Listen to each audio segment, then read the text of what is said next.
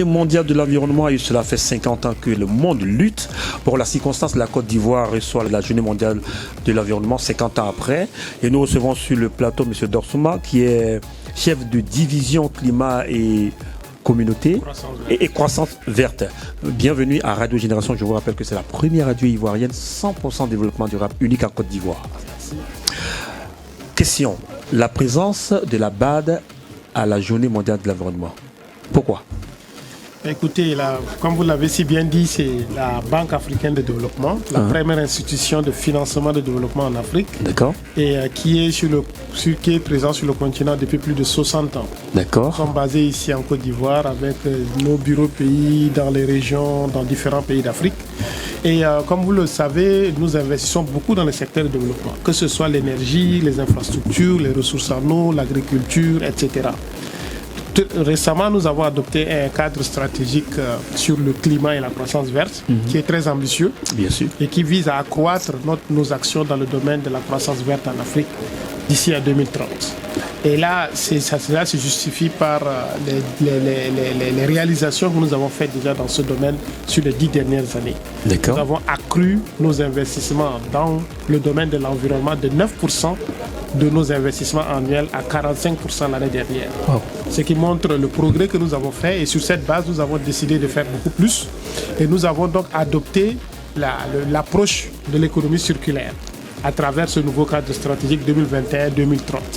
Et dans le cadre de cette approche de l'économie circulaire, nous sommes en train de mettre en œuvre des initiatives importantes à l'échelle africaine.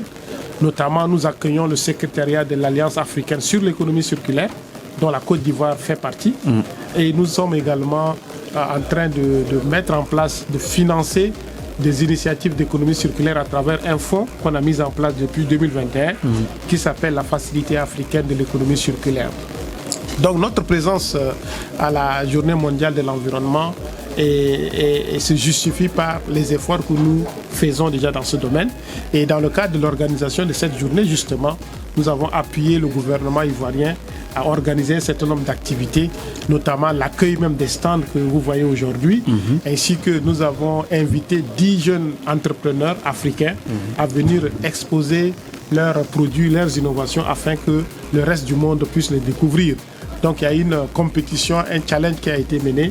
Et aujourd'hui, nous sommes heureux d'avoir 10 entrepreneurs africains, dont 5 sont de la Côte d'Ivoire, pour exposer leurs initiatives. Et ils sont là en train d'exposer. Je crois que c'est la petite contribution que nous avons, la petite touche particulière que nous avons voulu apporter à l'organisation de la journée. En tout cas, c'est bien dit. Est-ce qu'en termes de stratégie, cela fait partie de votre stratégie pour permettre, pour capitaliser entre autres? Parce que c'est vrai, nous voyons des jeunes Africains venir exposer, c'est bien, mais en termes de solutions pratiques vis-à-vis des Africains, des quartiers précaires et autres, qui ne savent pas ce que nous faisons ici, quelle stratégie la BAD a adoptée afin de pouvoir permettre à la population de vivre décemment hors de la pollution plastique?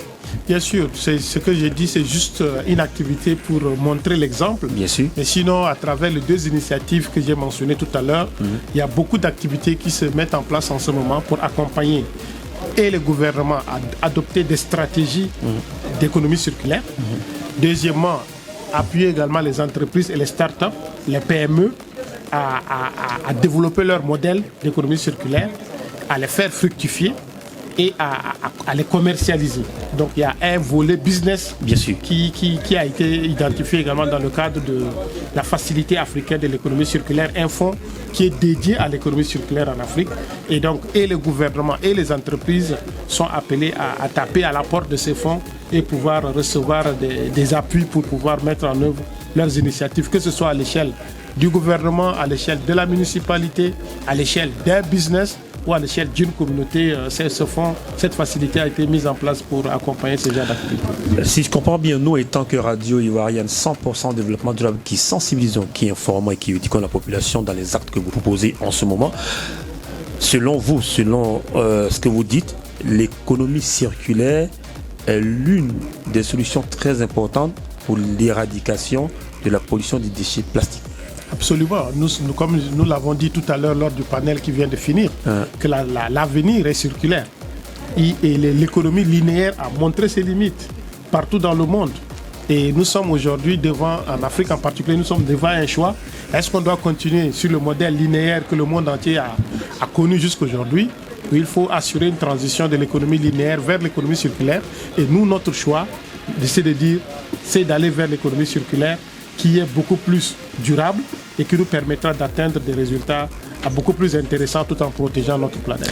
Monsieur Dorsuma, quel est votre point de vue pour la première fois, je l'espère, pour une radio 100% développement durable? Mais moi, je suis très heureux de savoir qu'il y a la première radio 100% développement durable, parce que moi-même, je suis un spécialiste du développement durable. D'accord. J'ai beaucoup fait dans ce domaine et je n'ai pas encore rencontré une radio dédiée 100% au développement durable. Donc, je suis très heureux et comptez sur moi. Je suis un adepte du développement durable. J'ai fait toutes mes études là-dessus et je vous avoue que voilà, je suis très impressionné par cet effort que vous êtes en train de déployer. On vous remercie d'être passé sur la Radio Génération en espérant vous revoir. C'est très important. Sûrement. Merci à vous et développement durable, on le dit, c'est d'ici 2030. J'espère qu'on fera beaucoup d'efforts avant 2030. Je vous remercie. Merci.